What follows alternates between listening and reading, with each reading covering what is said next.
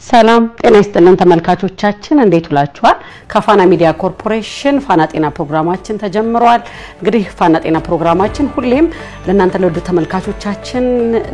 ያገባናል ይመለከተናል ስንል ስለ ጤናችሁ የተለያዩ ባለሙያዎችን እያጋበዝን በቀጥታ ስርጭት የምናወራበት ፕሮግራም ነው እንደወትሮ ሁሉ እንግዲህ ዛሬም በአንድ የጤና ርዕሰ ጉዳይ ላይ እናወራለን ዛሬ ስለ እርግዝና እናወራለን በእርግዝና ወቅት በተለይ ተያይዘውም እርግዝናን ተገና አድርገው የሚወጡ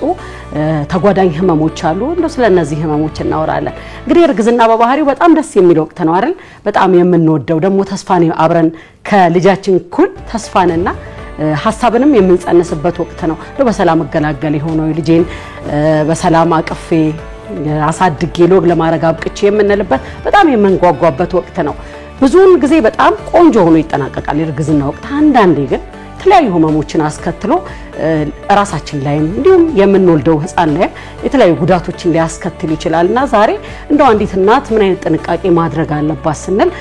ውይይት እናደርጋለን ከዛ በፊት ግን ለውይይታችን እንደ መግቢያም እንዲሆነን ደግሞ ጥሩም እንዲያወያየን ፕሮግራም አዘጋጅተናል ፕሮግራማችን በጋንዲ ሆስፒታል ተገኝተን እናቶችን እንደው የእርግዝና ጊዜያችሁ እንዴት ያለፈ ነው ምን አይነት ህመም አጋጠማችሁ እንዴት እየተወጣችሁት ነው ምን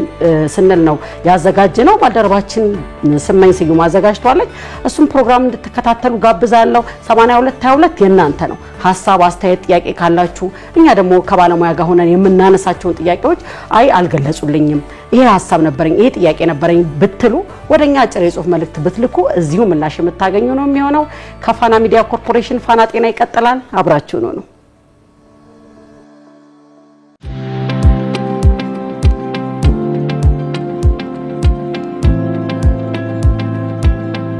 የዓለም የጤና ድርጅት እንደ አውሮፓውያን አቆጣጠር በ2023 ባወጣው መረጃ መሰረት በዓለም ላይ ከእርግዝናና ከወሊድ ጋር በተያያዘ በሚከሰት የጤና እክል በየቀኑ ከ700 በላይ እናቶች ህይወታቸውን ያጣሉ። እንደ መረጃው ከሆነ የእናቶችንና የልጆችን ህይወት ለመታደግ በእርግዝና ጊዜና ከወሊድ በኋላ ተገቢ የሆነ ክትትል ማድረግ ያስፈልጋል። ያው ነርገሱት ሶስተኛ ልጅ ነው።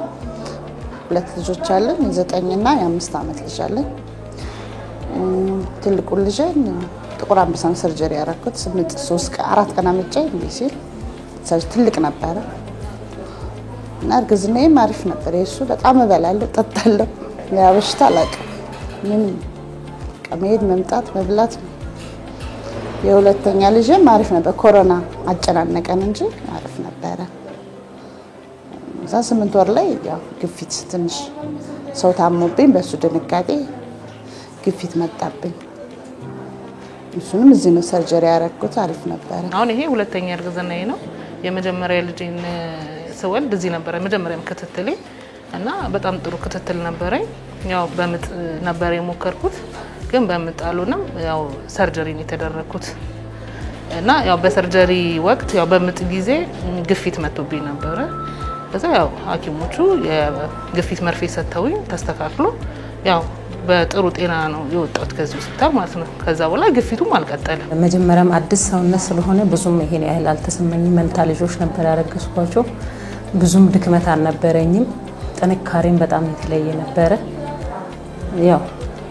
እግዚአብሔር ይመስገን በሰላም ደግሞ በፕራሶን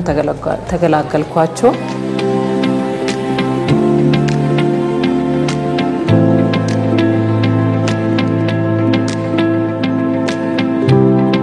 በዓለም አቀፍ ደረጃ ለእናቶች ሞት ዋነኛ መንስኤ የሆነው ከፍተኛ የሆነ የደም መፍሰስ ሲሆን በ2020 በወጣ መረጃ መሰረት ከ80,000 በላይ ለሚሆኑ እናቶች ሞት ምክንያት ነው። ኢንፌክሽን፣ የደም ግፊት፣ የስኳር ህመም፣ ጤናማ ያልሆነ ጽንስ ማስወረድና የጉልበት ስራ እንዲሁም እንደ ደም ማነስ፣ ወባና የልብ ህመም ያሉ ምክንያቶች በእርግዝና ጊዜና በወሊድ ወቅት የሚያጋጥሙ ናቸው።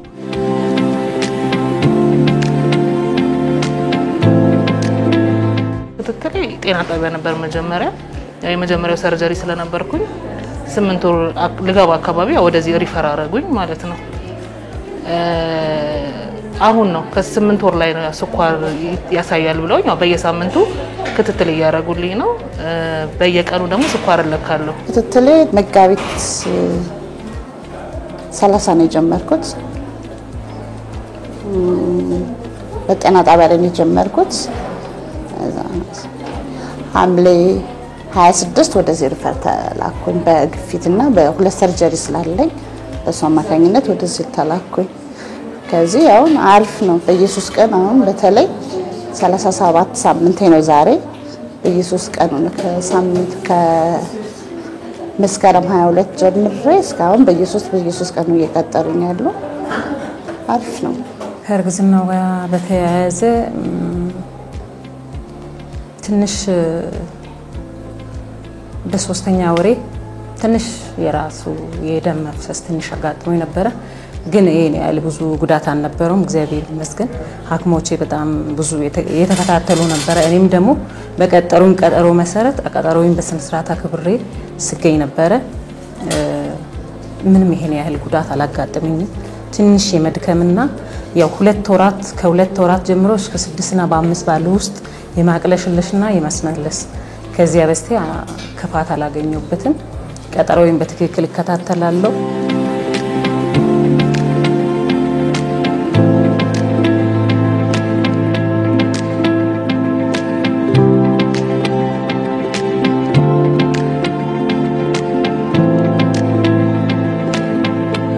በመጣሁበት ክትትል አትራሳውንድ አለ ብዙ ነገር ትሪት ያርጉሻል ማለት ነው እዚህ። ከዛ ኦቲጂጁ እንትን ስኳር እንዳለ አሳየ ማለት ነው። እንትን ፋስቲንግ ነው። ከምግብ ሳትበይና ምግብ ከበላሽ በኋላ 4 ጊዜ ነው ቼክ የምትደረገው። የመጀመሪያ ምግብ በሊት ሳልበላ የተደረኩትን እሱ ከፋለ። ከዛ በኋላም ሁለተኛም አሳየ። ከዚህ በኋላ ሞር ክትትል እዚህ ማድረግ እንዳለብኝ ነገሩኝ። ከዛ በቃ በኦፕሬሽን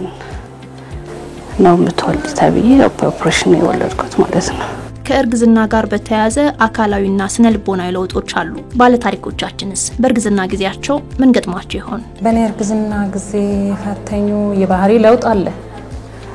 የመነጫነጭም አለ። እኔ እርግዝና ለየት የሚያደርገው ከ7 ወር በኋላ ነው የሚያቅለሸልሸኝ የሚረብሸኝ።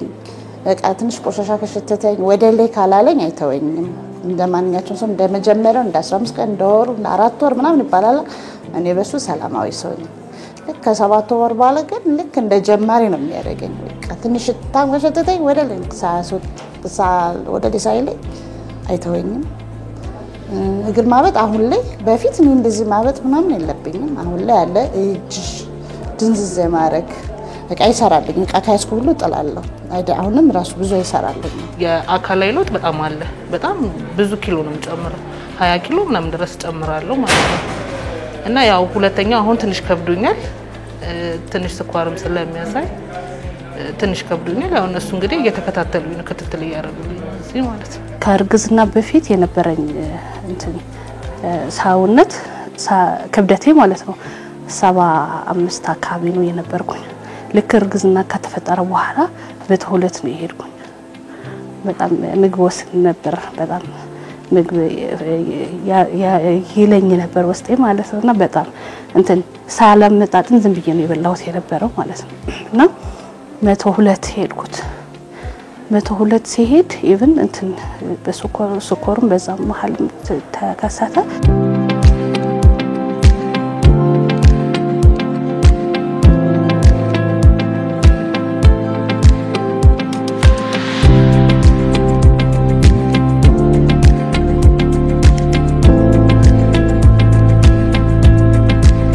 ቫይታሚኑ በየስነ ስርዓቱ እየተጠቀምኩኝ ነበር። ከዚያ በስቲያ ያው የሚያስፈልጋቸው ለንጥር ነገሮች ፍራፍሬም ሆነ አታክልትም ሆነ ስጋ ነክም አሳ ምናምን የሚባለው ነገሮቹ በስነ ስርዓት የተከታተልኩኝ ነበር። መጀመሪያ የሄድኩበት ቀን ፎሊክ አሲድ ቪታሚን ያለው 100 ታብሌት የሚይዝ እነሱ ሰጡኝ ማለት ነው። ከዛ በኋላ አትራሳውንድ እንዲከታተል ይመክሩኝ ነበሩ።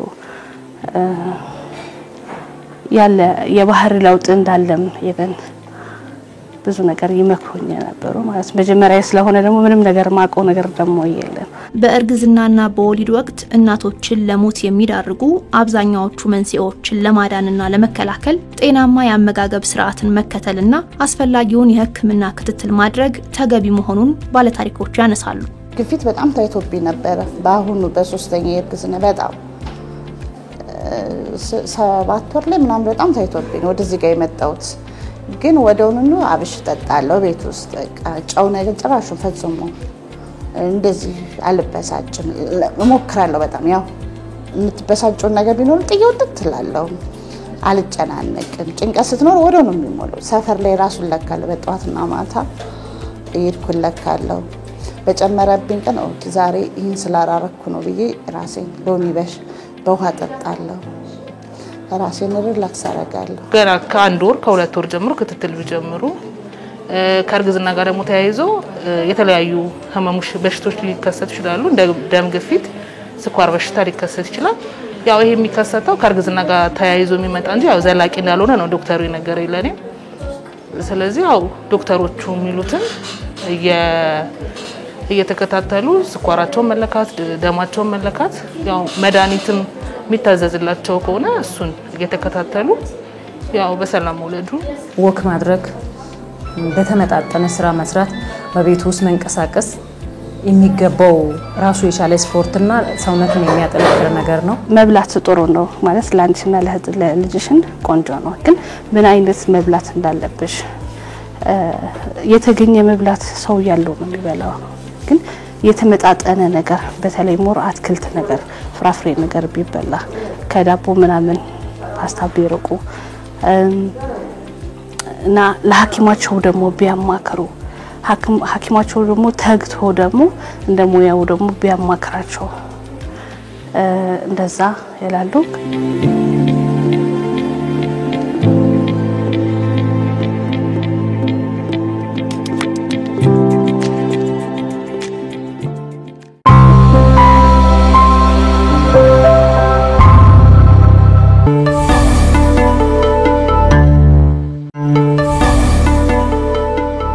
ተመልሰን ተገናኝተናል የተወደዳችሁ ተመልካቾቻችን ዛሬ እንግዲህ በቀጥታ ስርጭት ስለ እርግዝናና ተጓዳኝ ህመሞቹ እንወያያለን ብለናል ቀደም ሲል እንግዲህ አጠር ያለ መሰናዱን ተከታትላችሁ ነው የተመለሳችሁ ስለዚህ ሐሳብ አስተያየት ጥያቄ ካላችሁ ያለ ነበር ቀደም ብለን አሁንም 8222 ክፍት ነው በተለይ በእርግዝና ወቅት የተለያዩ ህመሞችን ያጋጠሟችሁ እናቶች እንዴት አለፋችሁት ያ ጊዜ እንዴት ነበር ሌሎች ተሞክሮ ሊሆን ስለሚችል እንዴት ነበር ምን አይነት ክትትሎችን አደረጋችሁ ህመሙ እርግዝናው ደግሞ ካለቀ ከተጠናቀቀ ልጃችሁን ካቀፋችሁ በኋላ ይሄ ህመም ቀጥሏል ወይስ በዛው ቀርቷል የሚለውን ጉዳይ ብታካፍሉን እንግዲህ እናንተ የሰማነው መልሰን ለሌሎች ተመልካቾቻችን እናደርሳለን ማለት ነው ስለዚህ ተሳተፉላለሁኝ ዛሬ እንግዲህ ለቆይታዬ ዶክተር ዚጋብዣለሁኝ ዶክተር ዝማሬ ታደሰ በአለርት ሆስፒታል ጠቅላላ ሐኪም ነች ስለመጣሽ በጣም አድርጌ አመሰግናለሁ እንኳን ደህና መጣሽ እኔም አመሰግናለሁ ስለጋበዛችሁ መልካም እንግዲህ ቀደም ሲል ሳነሳው እንደነበረ ቀደም ሲልም ከተከታተልሽው ፕሮግራም እንግዲህ ዛሬ የእናቶችን በእርግዝና ወቅት በተለይ ምን አይነት ህመሞች የአካላዊ የስነልቦና ምን አይነት ህመሞች ምን አይነት ችግሮች ያጋጥማታል አንድ እናት እያልን ነው አንቺ እንግዲህ ከጤናው ባሻገር ደግሞ አራስ ነሽ በቅርብ ነው ወልደሽ የተመለሽው ስለዚህ ለኔ ውይይት በጣም ጠቃሚና አስፈላጊ ሰው ነሽ ብዬ አስባለሁ ስለዚህ ከሁለቱም ያዋሃድሽ አወሪኛለሽ ማለት ነው ስለዚህ የምጀምረው በእርግዝና ወቅት የሚከሰቱ የጤና ችግሮች የምንላቸው አካላዊዎች የትኞቹ ናቸው ስነልቦናዎች የምንላቸው ደግሞ የትኞቹ ናቸው እስኪ ከዚህ እንጀምር ትክክል አሁን ልክ እንዳልሽው እርግዝና ጊዜ አካላዊም ስነልቦናዊም ብዙ ችግሮች ሊከሰቱ ይችላሉ እርግዝና እንግዲህ ብዙ ለውጦች ምናይበት ጊዜ ነው ሰውነታችን ካለው የሆርሞን ለውጥ የተነሳ ብዙ ለውጦችን ምናስተናግድበት ወቅት ነው እንዳልነው ግን ምንድነው ሁሉም ችግር ነው ማለት አይደለም ፊዚዮሎጂክ የምንለው ኖርማል የሚታያል አንድ እናት የምታየው የተለያዩ ለውጦች ራሷ ላይ ይኖራሉ አሁን ለምሳሌ በወቅት ብንከፋፍለው እርግዝናና እንግዲህ በሶስት እንከፋፍለዋለን የመጀመሪያው ትራይሚስተር ሁለተኛውና ሶስተኛው ብለን ማለት ነው አሁን የመጀመሪያውን ስናስብ ከአንድ ጀምሮ እስከ 12 ሳምንት ያለውን ጊዜ ማለት ነውና ልክ ይሄ ድካም ማለት ሞርኒንግ ሲክነስ የሚባለው የማስመለስ አይነት ስሜት ጧት አይነት ማስመለሳው እንደዛ አይነት ስሜት ይኖራታል ልክ ውጫዊ የሆነ ነገር ነው ሰውነታችን ላይ ያደገ ያለው ገና እና ያን ታይም አዳፕት ያደረገ ሰውነታችን ለዛ ለአዲሱ ፍጥረት ለሰውነታችን ውስጥ ላለው ራሱን ያዘጋጀ ያለበት ጊዜ ስለሆነ እሱ ይከሰታል። አንዳንድ ጊዜ ደግሞ የሆድ ድርቀት አይነት ስሜት ሊመጣ ይችላል። በድካም መሰማት ብዬሻለሁ እንቅልፍ ማለት ሊመጣ ይችላልና እንደዚህ አይነት ነገሮች መጀመሪያ ላይ የሚከሰቱ ኖርማል የሆኑ ነገሮች ናቸው።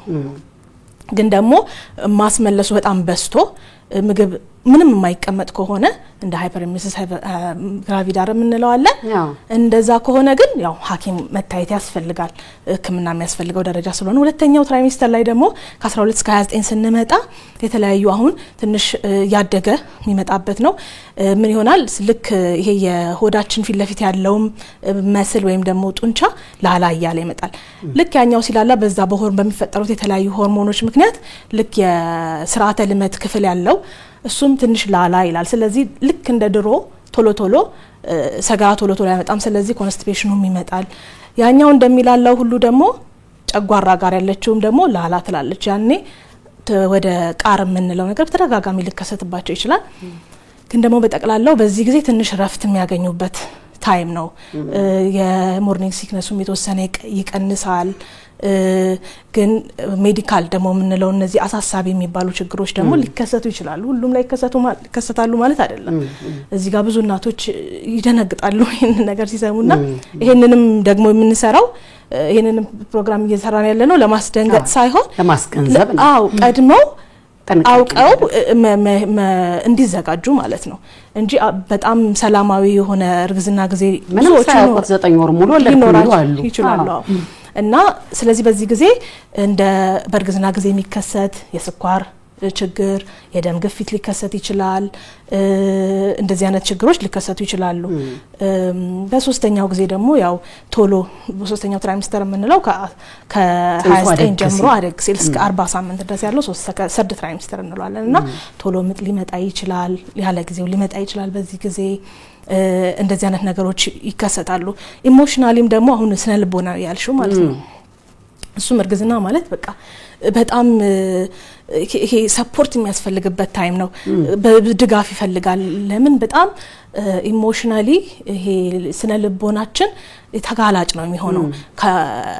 ቶሎ መጨነቅ ይኖራል። ስለ ራሷ ስለ እርግዝናው ስለ ምን ይከሰታል የሚለው አለ።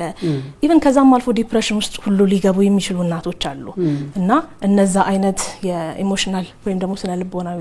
ችግሮች ደግሞ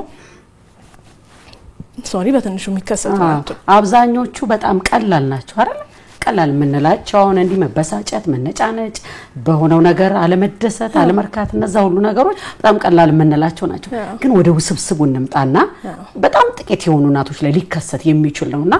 የመጀመሪያው የስኳር ህመም ነው። እስኪ የስኳር ህመምን እናንሳና እናቲቱ ላይ ምን አይነት ጉዳት ያስከትላል? በሚወለደው ህፃን ላይስ ምን አይነት ጉዳት ያስከትላል? እንግዲህ የስኳር ህመም እንዳልሽው በእናትየውም ላይ በልጅየውም ላይ ጉዳት ሊያስከትል ይችላል። ለዛም ነው እንደ አንድ እንደውም እንደ ሩቲን ቀድመን ምርመራ እናደርጋለን። ልክ እስከ 24 እስከ 28 ባለው ሳምንት ላይ ነው እንትን የሚለው የሚገኘው እና ቀድመን ምርመራ እናደርጋለን ለመጠበቅ ማለት ነው። ስለዚህ ስኳር ህመም ሲፈጠር ወይም ደግሞ በእርግዝናው ጊዜ ሲፈጠር ኖርማሊ የሰውነታችን ለውጥ ስለሚኖረው ያ ኢንሱሊን የሚባል ሆርሞን አለና ያ ሆርሞን ለስኳር እንዲቆጣጠርልን የሚረዳ ሆርሞን ነው። ልክ ስናረግዝ ግን ምን ይሆናል? ሰውነታችን ለዛ ኢንሱሊን ለሚባለው ሆርሞን ሬዚስት ያደርጋል ወይም ደግሞ እንዳይሰራ ምክንያት ሊሆን ይችላል አንዳንድ ሴቶች ላይ ማለት ነው። ያ በሚከሰትበት ጊዜ ያ የስኳር መጠን በደም ውስጥ ከፍ ይያለ ይመጣል። ያ ደግሞ ሲሆን ምን ያስከትላል? ልጁ እየፋፋ ይመጣል ማለት ነው። ስለዚህ ልጁ ደግሞ ከመጠን በላይ ከፋፋ ምን ይመጣል ማለት ነው? ለምሳሌ ምጥ ላይ ስትሆን አንድ እናት የምጥ ጋር ተያይዞ ቲር ሊኖራት ይችላል በራሷ ላይ ማለት ነው። ከዛም አልፎ ደግሞ መውለድ ትልቅ ከሆነ መውለድ በምጥ ስለማይቻል ለሲኤስ ወይም ደግሞ ለኦፕሬሽን ኢንዲኬሽን ሊሆን ይችላል። ኢንዲኬሽን ሊሆን ይችላል። በዛው ጊዜ ደግሞ ያው ምልክቶቹ ኖርማል በስኳር ህመም የሚታዩ ምልክቶች ሊኖሩ ይችላሉ። ውሃ መጥማት፣ ሽንት ቶሎ ቶሎ መሽናት፣ መራብ ሊኖሩ ይችላሉ። ግን ደግሞ በኖርማሉም ሊታዩ ስለሚችሉ እችን ስፔሲፊክ አድርጎ ማውራት ላይ ይቻል ይችላል። በልጁ ላይ ደግሞ ስንመጣ ያው ስለሚፋፋ ልክ ሲወለድ ከአንገቱ ከወጣ በኋላ እዚህ ጋር ትከሻው ሊቀር ይችላል። ሾልደር ዲስቶርሽን ምንለው ሊከሰት ይችላል። ያው ከዛ ጋር ደግሞ ተያይዞ የነርቮች ዳሜጅ የነርቮች የሱ የነርቮች ዳሜጅ ሊሆን ይችላል። ከማክሮሶሚያ ወይም ትልቅ ልጅ ልንለው እንችላለን እና እንደዛ አይነት ሊከሰት ይችላል ማለት ነው። ይሄኛውም እንግዲህ እንደ አንድ ሊያጋጥሙ የሚችሉ ችግሮች ናቸው። በመመርመር ቶሎ በማወቅ ወይ ህክምናውን ማግኘት ከዚህም ችግር ያው መራቅ የሚቻል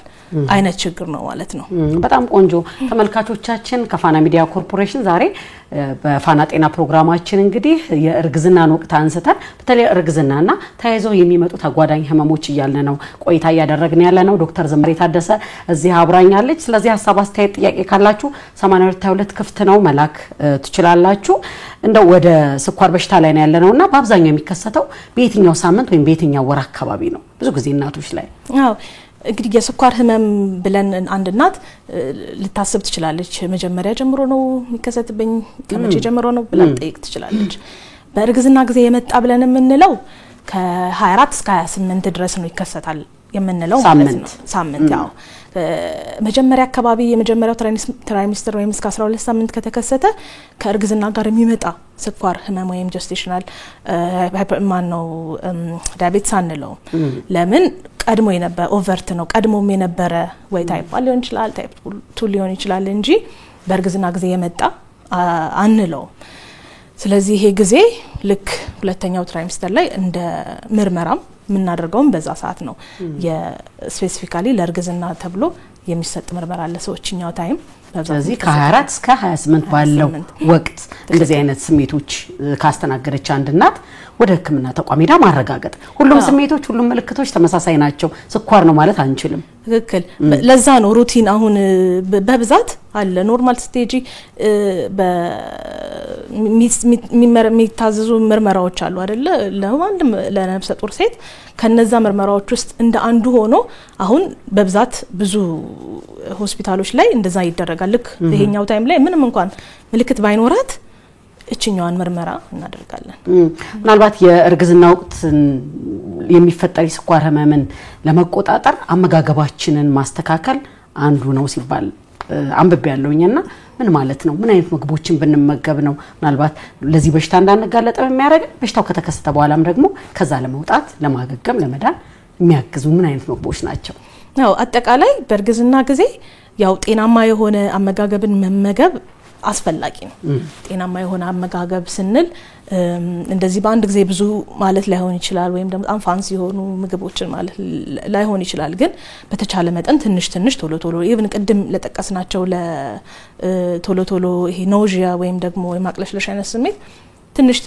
ቶሎ እኔ አሁን ነፍሰ ጡር በነበርኩበት ሰዓት ላይ ቆሎ በጣም በቃ የኔ ዋናው ምግብ የነበረ ቆሎና ውሃ በቃ እንደዛ አይነት ነገሮችን ልታደርጊ ትችላለሽ። ኦፊስ ስትሄጂ ወይም ደግሞ ወደ ስራ ቦታ ስትሄጂ የተቀቀለ እንቁላል ይዘሽ በመሃል ልትበይ ትችያለሽ። ከዛም ደግሞ የተለያዩ ይሄ አትክልቶችን አረንጓዴ አትክልቶችን እነዚህን መመገብ የተሻለ ነው። ለአጠቃላይ ውጤቱ ጥሩ ይሆናል። በቂ ፈሳሽ ኖርማል ውሃ መውሰድም የተሻለ ነው የሚሆነውና እንደዚህ አይነት ነገሮችን ማድረግ በተለይ ደግሞ እንደዚህ ስኳር ህመም ተጋላጭ ከሆነች ያንን ብታደርግ የተሻለ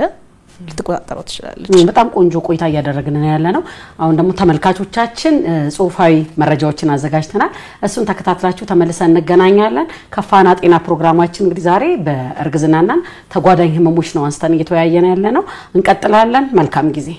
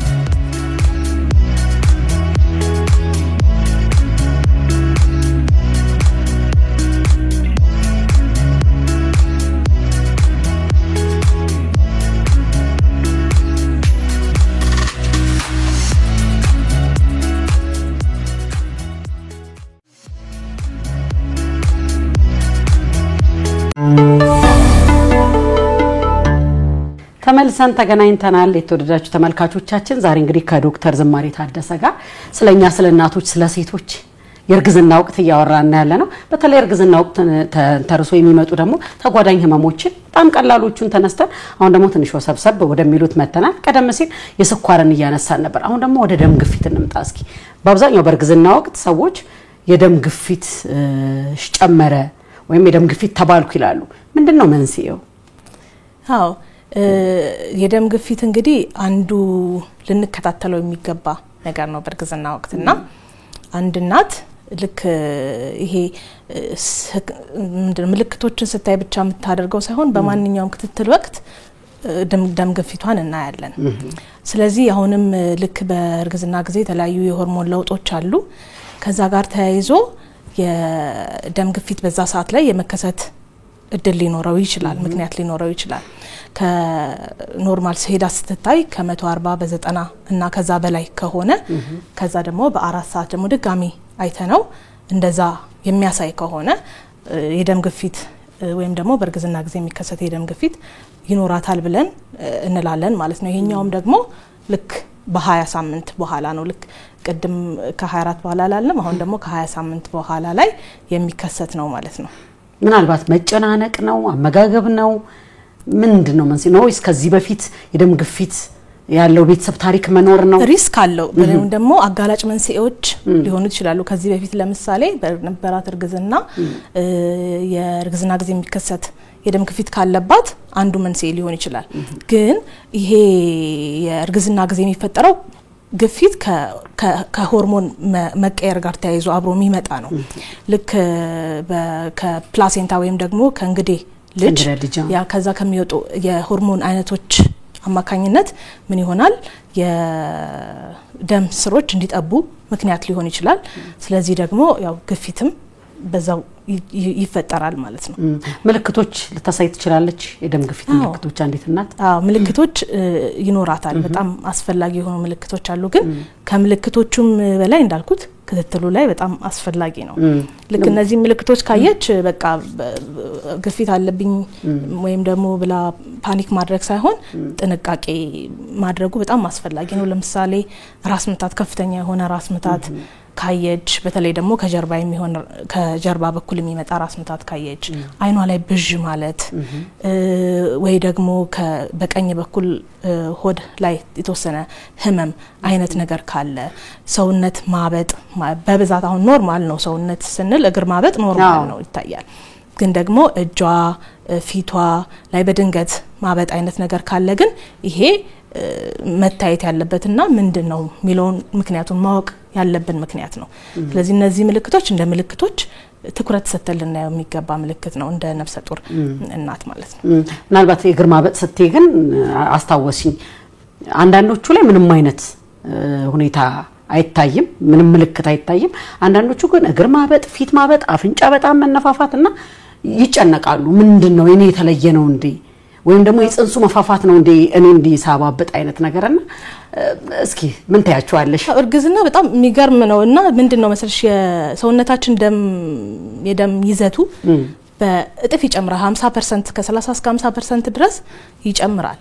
ልብም ደግሞ ያው ሌላ ጊዜ አንድ ሰው ብቻ ነበር የመታ መድረስ ያለበት አሁን ሁለት ሆኑበት ስለዚህ ፍጥነቱ ይፈልጋላው ሰውነትም ያው የዛ መጠን ፍሉድ ኦቨርሎድ ይሆናል ሰውነቱ ብዙ ይሆናል ማለት ነው የሚመጣው ስለዚህ ያ ደግሞ ሲበዛ ምን ይሆናል ከብለድ ከደም ስር ውስጥ እየወጣ የተወሰነ ፈሳሽ ሊታይ ይችላል ባዶ እንትን ላይ እግር ላይ እንደገናም ደግሞ ልጁ ሲያድግ የደም ስሮችን አሁን ደም ስሮችን ይጫናል ስለዚህ ደም ስሮችን ሲጫን ምን ይሆናል ከታች ከእግር ወደ ላይ የሚወጣው ደም ቀስ ይላል ቀጥሎ ብሎ እንደ ድሮ አይወጣም ለዛ ከታችም እንደዚህ እግር ላይ ማበጥ ነገር ሊኖር ይችላል እንዳልነው ኩላሊትም ደግሞ ቶሎ ነበር ድሮ እንትን የሚለው ምንድነው የሚያስወግደው አሁን ላይ ስለዚህ በዚህ ምክንያት ምን ይሆናል ደም ኢዴማ ወይም ደግሞ የሰውነት ማበጥ ይመጣል ማለት ነው እየመጣ ይሄዳል በዚህ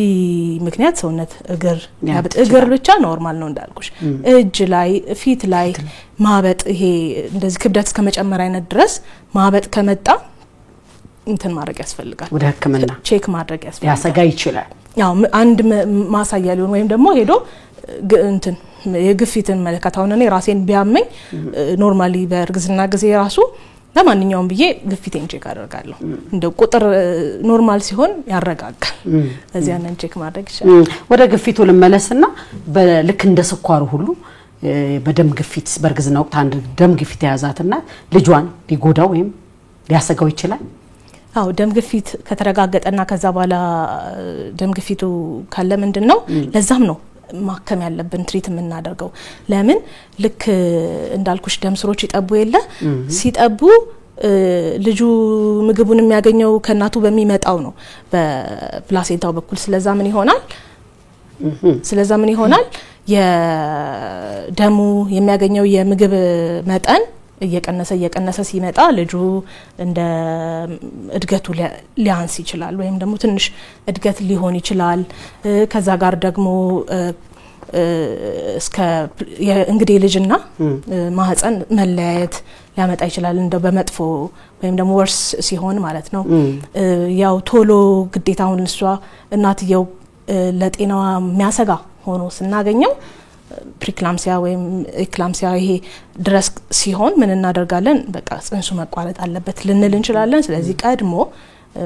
በደም ማቹር ከመሆኑ በፊት ሊወለድ ይችላልና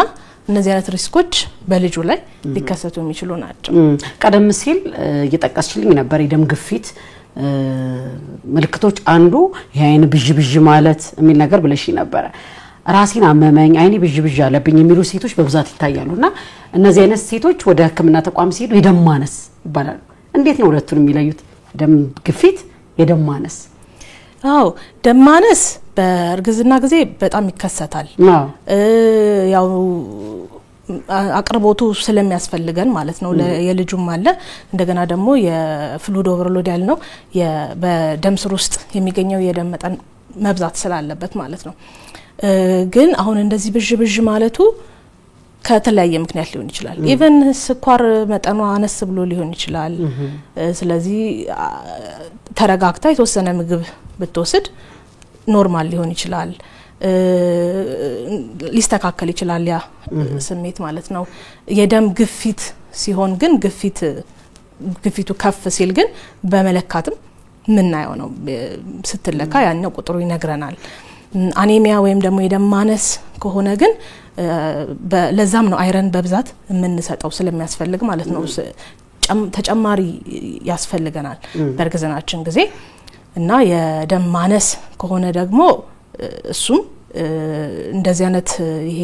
መድከም ስሜቶች ሊኖሩ ይችላሉ ተጨማሪ የሆኑ መድከሞች ማለት ነው ግን ኖርማሊ ራሱ ስለሚያንሰን አይረን እንሰጣለን ሰፕሊመንት ያስፈልጋታል አንድ እናት ምናልባት እንግዲህ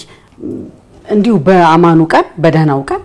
ሲያመን ሐኪም ቤት ሄደን መድኃኒት ታዞልን ኪኒንም መርፌም ይዘን መተን እንወስዳለን በእርግዝና ወቅት እንደዚህ ተጓዳኝ የሆኑ ህመሞች ሲመጡ እነ ስኳር እነ ደም ግፊት እነ ደም ማነስ ሲመጡ በምድር ትሪት የሚደረጉት መድኃኒት መውሰድ ይቻላል ኪኒን መርፌ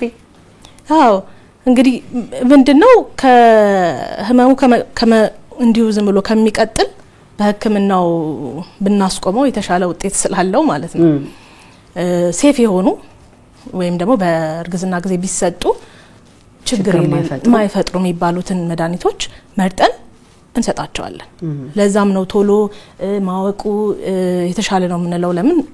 መፍትሄ ስላለው ማለት ነው ስለዚህ ምንድነው የሚደረገው ደም ግፊትም ይሁን ስኳርም ይሁን በመድኃኒት የሚያስፈልገው ከሆነ ለሷ ለልጇ የማይጎዱ መድኃኒቶችን ይሰጣል ከድሮም ከነበራት ከሆነ ወይም ደግሞ ክሮኒክ ኢልነስ የምንለው ቀድሞውኑ ምናልባት ዋላ እናነሳዋለን ቀድሞውኑ የነበረ ችግር ካለ ግን ጥንቃቄ መውሰድ ያለብን ምንድነው ከሐኪም ጋር ቀድሞ መነጋገር እንደውም ቀድማ መድኃኒት የምትወስድ ከሆነ ከሐኪም ጋር ቀድሞ ከማርገዝ ስታስብ ነው መነጋገር ያለባት ወስዳቸው መድኃኒቶች እነዚህ ናቸው በጣም ግልጽ መሆን ያስፈልጋል በእርግዝና ጊዜና ወስዳቸው መድኃኒቶች እነዚህ ናቸው ሊቀየር ይችላል ሞር እርግዝናን የሚመቹ ተደርጎ ሊቀየር ይችላል ለዛ እነሱ መድኃኒቶች በደንብ ማሳወቅ ያስፈልጋል ስለዚህ አንዲት እናት ለምሳሌ ቀድማ የስኳር ህመምተኛ ከሆነችና የስኳር መድኃኒት ለረጅም ጊዜ የሚወሰድ አይደል የምትወስድ ቢሆንና በዛ መሃል ማርገዝ ብትፈልግ መጸነስ ብትፈልግ ቀድማ ነው ወደ ህክምና ተቋም ሄድ ያለባት ነው የምትይኝ ምክንያቱም ያ መድኃኒት ዝም ብላ ግን ምንም አያደርገኝም ብላ ብትቀጥል ጉዳት ሊኖር ይችላል አሁን እንደ ድንገት ሆኖ ምናልባት ፕላን ሳታደርግ ደግሞ እርግዝናው ተፈጥሮ መሃል ላይ ይወሰደችም ብታቅ ድንገት በቃ ምንም አርጉዝ ነኝ ብላ ደግሞ ድንገት ብታቆምም ማቆሙ ይበልጥ ችግር ሊፈጥር ይችላል ስለዚህ የተሻለው የሚሆነው ምንድነው በዛ ባወቀች ሰዓት ላይ እንዲቀየር ማድረግ ማለት ነው ወይም ደግሞ ሄዶ ከሐኪም ጋር መነጋገር ያስፈልጋል ቀጥታ በራሷ እንድታቆም አንመክርም ግን ጥሩ የሚሆነው ፕላን ቢደረግ አይደለ ቀድሞ ካልሆነና ከሆነ ግን ይሄንን ነገር ከሐኪም ጋር መወያየት በጣም አስፈላጊ ነው በጣም ቆንጆ ተመልካቾቻችን ከፋና ሚዲያ ኮርፖሬሽን ፋና ጤና ፕሮግራማችንን በቀጥታ ስርጭት እየተከታተላችሁ የምትገኙት ዛሬ እንግዲህ እርግዝናና እሱን ተገና አድርገው የሚመጡ ተጓዳኝ ህመሞችን ነው ያነሳን እዚህ እየተወያየን ያለ ነው ሐሳብ አስተያየት ጥያቄ ካላችሁ በ8222 አጭር የጽሁፍ መልእክት ወደኛ ብትልኩ እኛ መልሰን ወደናንተ ምንልክና ሌሎችም የሚማሩበት ሌሎች እናቶችም ከናንተ ትምርት የሚወስዱበት ይሆናል ብለን ተስፋ እናደርጋለን የርግዝና ጊዜያችሁ እንዴት ያለ ነበር እንዴት አለፈ ምን ተቸገራችሁ ምን አይነት ህመም ነበር አሁንስ ያላችሁበት ሁኔታ ምን ይመስላል የሚለው በትልኩልን በጣም ቆንጆ ነው ዶክተር ዝማሬ ታደሰ ደግሞ ለመመለስ ፈቃደኛ ነች ማለት ነው እንግዲህ ያወራን ያለ ነው በርግዝና ህመም በወቅት ተያይዘው ይመጡ ተጓዳኝ ህመሞችን ነው እነዚህ ህመሞች ግን ሄደው ማብቂያቸው የት ነው እርግዝናው ሲጠናቀቅ ስንወልድ ልጃችንን ስናቀፍ ይቆማሉ ወይስ በዛው አብሮ ይቀጥላሉ ያው ጥሩ ነው እነዚህ ህመሞች በብዛት ይቆማሉ ልክ ስንወልድ አብረው የመጡት አብዛኞቹ አይቀጥሉም ያ ማለት ግን ክትትል ያስፈልገው ማለት አይደለም ስኳርም ቢሆን ደም ግፊትም ቢሆን ቢያንስ እስከ 6 ሳምንት ከወለድን በኋላ ክትትሉ ይቀጥላል ግን እንደውም አንዱ ግፊት ለምሳሌ ከፍተኛ ሲሆን ተመራጭ የሚባለው መፍትሄ ወይም ደግሞ የመጨረሻ መፍትሄው ምንድነው ሲባል ልጁ እንዲወለድ ማድረግ ነው ከዛ በኋላ ያው ይመለሳል ማለት ነው ስለዚህ አብሮ የሚቀጥል በብዛት አይሆኑም ግን ደግሞ ቼክ መደረግ ስላለበት ፎሎ መደረግ ስላለበት እስከ 6 ሳምንት ድረስ ክትትል እንዲያደርጉ እንመክራለን እናቶች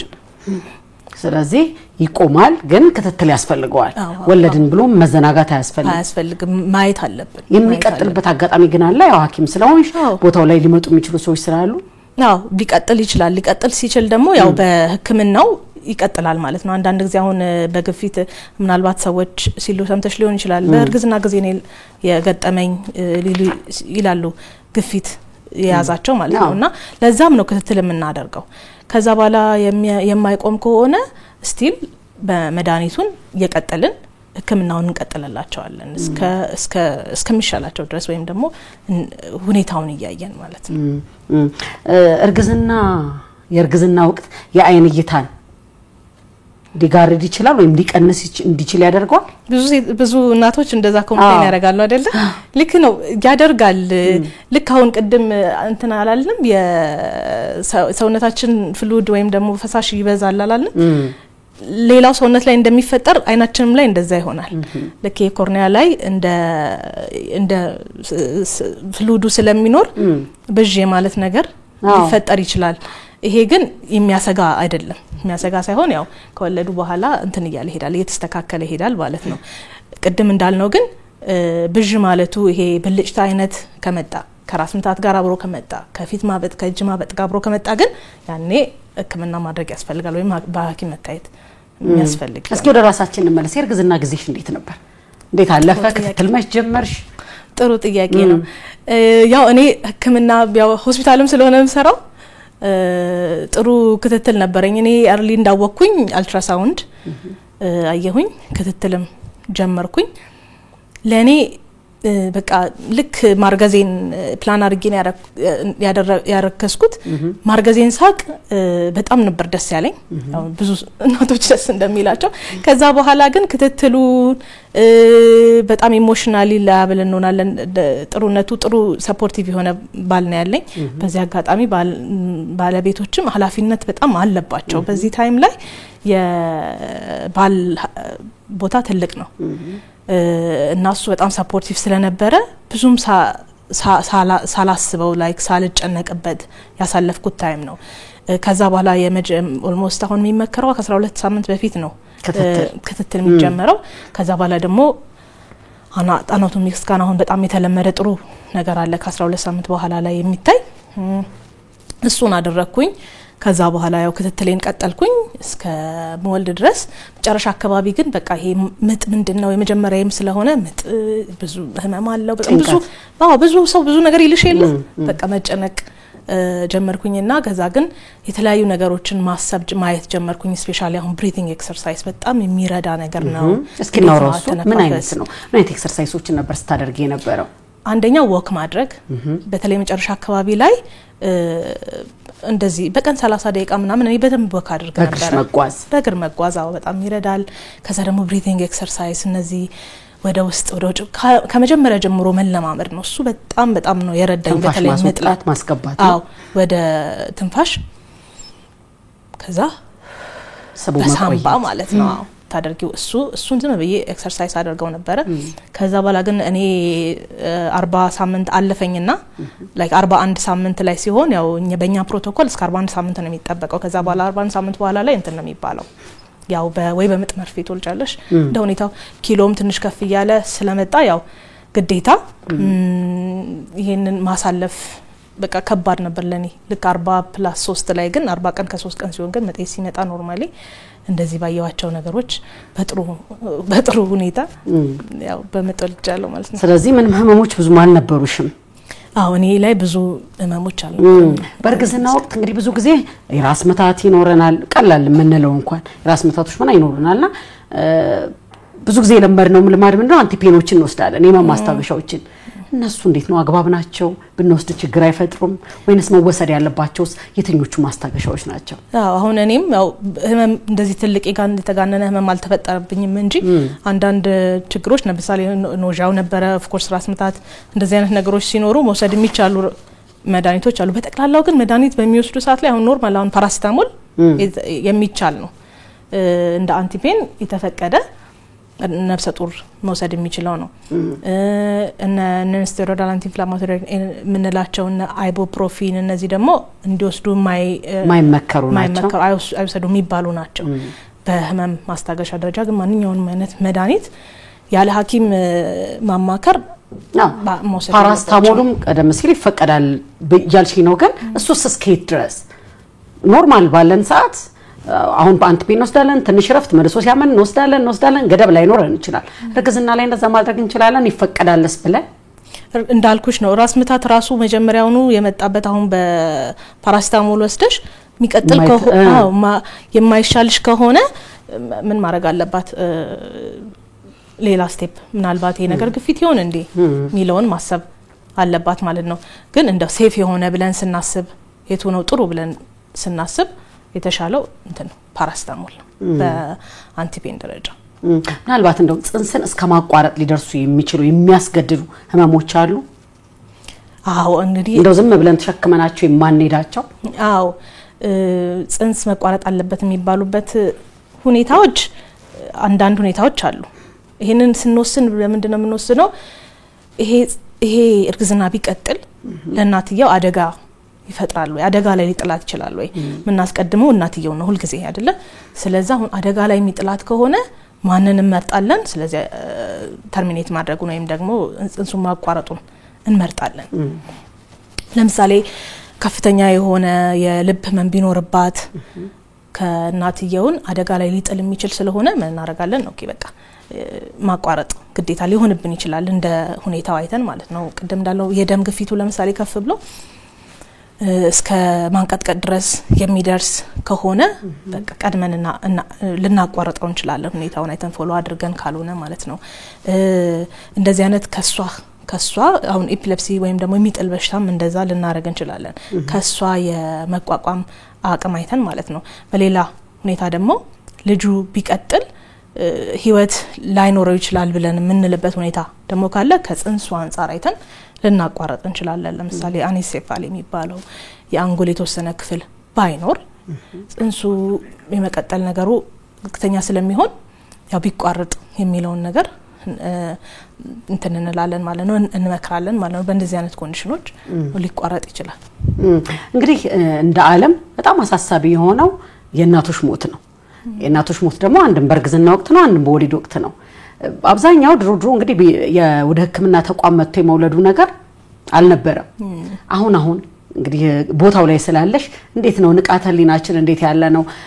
ክትትል ማድረጋችንን ቀድመ ከመጀመሪያ ጀምረን ሐኪም አማከራችንን ምክር መውሰዳችንን እንዴት ታያለሽ እንዴት ትገልጫለሽ ምን ይቀረናል ምን ጥሩ ነገር አለን እንደው እንደ ሀገር ጥሩ ነጥብ አመጣሻው በደንብ ክትትል ማድረግን አሁን ድሮ አንዳንዶች ማለት ድሮ እናቶች እንዲሁ አይደል እንደሚወልዱት ምን ሆኑ ለምን እኔ እከታተላለሁ ይሉሻል ግን በመከታተላቸው ደግሞ በጣም ጥቅም ያገኛሉ የስኳር መጠናቸው ከፍ ብሎ ቀድሞ ክትትል በማድረጋቸው ምክንያት መፍትሄ ያገኙ ገፊቱ ለምሳሌ በወሊድ ጊዜ የሆነ ነገር ቢፈጠር ወዲያውኑ ኦፕሬሽን መግባት ቢኖርባት ወይ ኢቭን ለልጁ ወይ ኮርድ ቀድሞ ቢመጣ ወይ ደግሞ ቢታፈን እነዚህ ነገሮች ቢኖሩ ህክምና ቦታ ላይ በመሆኑ ነው አሁን ላይ ብዙ ሰው ጥሩ የሆነ መነቃቃት አለው ጥሩ የሆነ ዕውቀት አለው ያው ከሚሰማውም ጥሩ ተስተምሮ ሊሆን ይችላል አሁን ለምሳሌ አንድ እናት ባለፈው ያገኘዋት 3 አራተኛ ልጇን ልትወልድ የመጣች ሶስቱንም እኔ ቤቴ ነው የወለድኩት ይሄ አራተኛውን ገና ክትትል የጀመርኩት አሁን ገና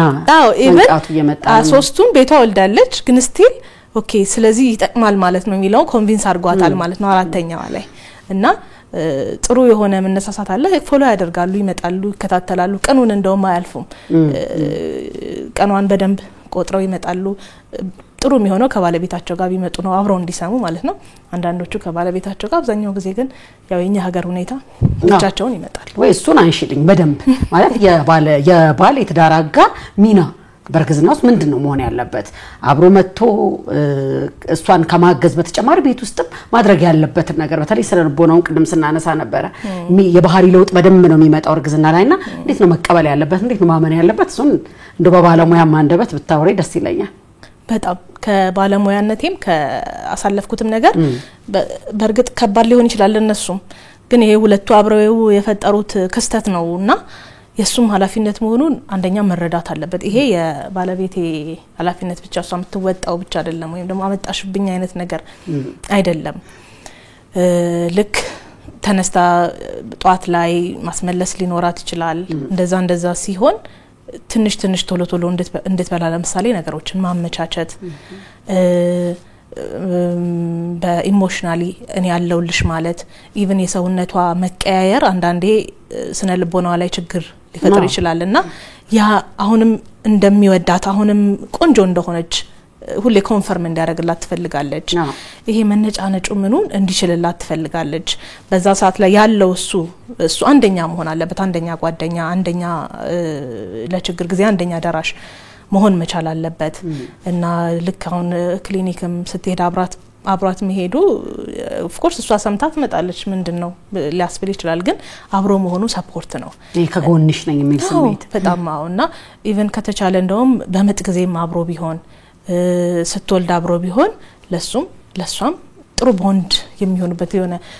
ሪሌሽንሺፓቸውንም በደንብ የሚያጠናክር ታይም ነው የሚሆነው የርግዝና ጊዜ እንደዚህ ከሆነ ማለት ነው መልካም ለባሎች ይሄንን ከሰጣት ደግሞ ለራሷ ለእናት ለአንዲት ነፍሰ ጡር እናት ምን አይነት ጥንቃቄ ማድረግ አለባት በተለይ ደግሞ አሁን ያለንበት ወቅት እንደዛሬ ጉንፋን መሰል ወረርሽኝ በጣም በብዛት በአገራችን ላይ ያያየን ነው አይደል ምናልባት አልታመምሽ ከሆነ አላቀም ስሜት ስለዚህ እንዴት መጠንቀቅ አለባት ከእንደዚህ አይነት ነገር እንዴት ራሷን ማራቅ እንዴት ራሷን መጠበቅ አለባት ያን ነገር ደግሞ ምን ሊያመጣስ ይችላል ደግሞ በጣም ጥሩ እንኳን አነሳሽው በጣም በቃ ማውራት መፈልገው ነገር ነው ለራስ መሆን በርግዝና ጊዜ ላይ ለራስ ካልሆንሽ በቃ ይሄ ማለት ይሄ ታይም እኔ ያለው ከዛ እኔ ደግሞ ያስኩት ልጅ አለ ስለዚህ ለሁለቱም ነው መኖር የሚያስፈልገው በዚህ ታይም ላይ ማለት ነው ስለዚህ በአመጋገብ በመናልባት ቤት ውስጥ ኩክ ሲደረግ እኔ አሁን ለምሳሌ ቤት ውስጥ ኩክ ሲደረግ በጣም ይረብሸኝ ነበር እና ለተወሰነ ጊዜ ቤት ውስጥ አናበስልም ነበር ጭራሽ እንደውም ለኔ ተብሎ ማለት ነው ምናልባት ሁሉም እንደዛ ያደርግ ማለት አይደለም ግን ቢያንስ ውጭ ወጣ ተናፍሶ ቤት ብትገባ ራሷ ኩክ እንዳታደርግ ብታደርግ ጊዜ ለራሷ መስጠት ምናልባት በሃይማኖትም ሞር ወደ ሃይማኖቱ መቅረብ ኢሞሽናሊ ጠንካራ እንድትሆን ያደርጋታል በማንኛውም ሃይማኖት ብትሆን ማለት ነው በሜዲቴሽን ይሄ በቃ ከራስ ጋር ማውራት ከዛ ምትበላውም ነገር ይሄ በቃ ለራሴ ጥሩ ጊዜ ማሳለፍበት ታይም ነው ይሄ ሞስት ፕራዮሪቲ አንደኛ ስንል ሌሎች ልጆች በተለይ ካላት ደግሞ በቃ ለሌሎቹ ልጆች ሆና ለባለቤት ሆና አንዳንድ ጊዜ አሉ አንዳንድ እንደም ሚሉት ተርማለ የባለትዳር ግን ሲንግል ማም አይነት ባላለ ልጆች አሉ እሷ ግን ስቲል ሲንግል ማም ነገርና ለባሏን ቴኬር ታረጋለች ሌሎች ልጆቿን ቴኬር ታረጋለች ከዛ ደግሞ እሷ አርግስና አለ አዎ እና እንደዛ በሚሆንበት ሰዓት ትንሽ ይከብዳል ግን ያንን እኔ አንደኛ እኔ ኦኬ ልክ ቴኬር ለምታረጋቸው ከልጆቿ አንዳንዷ እኔ ከዛ መጀመሪያ ልጅ ያለች ራሷን ላይ ትኩረት ማድረግ አለባት ራሷ ላይ ኢንቨስት ማድረግ አለባት ይሄ በሁሉ ነገር ማለት ነው አሁን ምሳሌ እንዳሁን ነው ይያልን ነበር ጉንፋን መሰል ነገሮች ሲኖር እንዴት ራሷን ተጠብቅ ይያልን ነው ያለነው ጉንፋን አሁን ለምሳሌ ይሄኛው ታይም እኔም በርግዝና ጊዜ ይዞኝ ነበር ለምን ኢሚዩኒቲያችን ትንሽ ስለሚያንስ ይቀንሳል እና ያው በኖርማል የምናረጋቸው ነገሮችን በደንብ ፍሉድ መውሰድ ፈሳሽ ነገር በደንብ መውሰድ ረፍት ማድረግ ያስፈልጋል እነዚህ ፈሳሽ መውሰድና ረፍት ማድረግ በደንብ ልታረጋቸው የሚገቡ ነገሮች ናቸው እንደዚህ ፔን ኪለር ለምሳሌ ቅድም ፓራስታሞል ይቻላል ብለናል ፓራስታሞል መውሰድ ይቻላል ከዛ ውጪ ግን ሌሎች መድኃኒቶችን መውሰድ አይመከርም እና በዚህ በረፍት በማድረግ ጥሩ የሆኑ በራሳችን የምናረጋቸው ይሉም እንደዚህ ሻይ ዝንጅብል ሻይ ተኩስ ነገር የምናረጋቸው ነገሮች በጣም ሰፖርቲቭ ናቸው በብዛት ሰፖርቲቭ ነው ትሪትመንቱም ራሱ እና በዚህ ልትወጣው ትችላለች ማለት ነው እንደ መጨረሻ ጥያቄ ላድርገውና ኪሎ መጨመር ግዴታ ነው የሚመከር ነገር ነው ወይንስ ስጋት ነው ለርግዝና ከርግዝና በኋላ ነው ወይስ በርግዝና ወቅት ግዴታ ነው ማለት ግዴታ ነው ስልሽ አንድ እናት ይሄ ኪሎ እንድትጨምር ይፈልጋል አዎ ለምን ሰውነቷ ያዘችው ጽንስ አለ እሱ ራሱ ክብደት ይጨምራል ስለዚህ ልኬቱን ብናየው ትንሽ ሞር ክብደቱ ከፍ ያለ ነው የሚሆነው ከኖርማሉ ጊዜ ጌን ካላደረገች ራሱ ወይም ደግሞ እየቀነሰች አሁን ለምሳሌ በተለይ መጀመሪያው ጊዜ ቀደም ሃይፐርም ከፍተኛ የሆነ የማስመለስ ጊዜ ያላት ሴት ክብደቷ ሊቀንስ ይችላል እና ያ ካለ እንትን ማድረግ አለባት ወደ ህክምና ቦታ ሄዳ ኪሎዋን ማስተካከል እና ኢቭን አድሚት ሊደረጉሉ ይችላሉ በአይቪ በትንሽ ያደረጉ ሰፖርት ሊደረጉ ይችላሉና እሱን ያው ግዴታ በጣም ቆንጆ ቆይታ ነበረን እንግዲህ ዶክተር ዝማሬ ታደሰ ከህክምናውም ደግሞ ከናትነት ላካፈልሽን መረጃ በጣም አድርጌ አመሰግናለሁ እኔም አመሰግናለሁ በጣም ተመልካቾቻችን በፋና ሚዲያ ኮርፖሬሽን የፋና ጤና ፕሮግራማችን ዛሬ እንግዲህ እርግዝናና ተያይዞ ስለሚመጡ ተጓዳኝ ህመሞች አንስተን እንዲተወያይተናል እንግዲህ በተለይ መጨረሻ ላይ ያነሳናቸው ሐሳቦች በጣም ትኩረት ይሰጣቸው የሚገባ ጉዳይ ናቸው እናቶች እንግዲህ ልጆቻችንን ማቀፍ መንከባከብ ማሳደግ ሎግ ማድረግ ማብቃት ካለብን መጀመሪያ የኛ ጤና መቅደም አለበት ስለዚህ እርግዝና ቅድመ ክትትል ማድረግ አለብን ከቅድመ ክትትሉ በኋላ ደግሞ እንደዚህ አይነት ህመሞች ሲሰሙን ቶሎ ወደ ጤና ተቋም መሄድ መውለዳችንንም እንዲሁ በጤና ተቋም በማድረግ እንግዲህ የእናቶችን ሞት መቀነስ በደንብ እንችላለን ሳምንት በሌላ የጤና ርዕሰ ጉዳይ እንመጣለን እስከዛው ግን ጤና ይስጥልን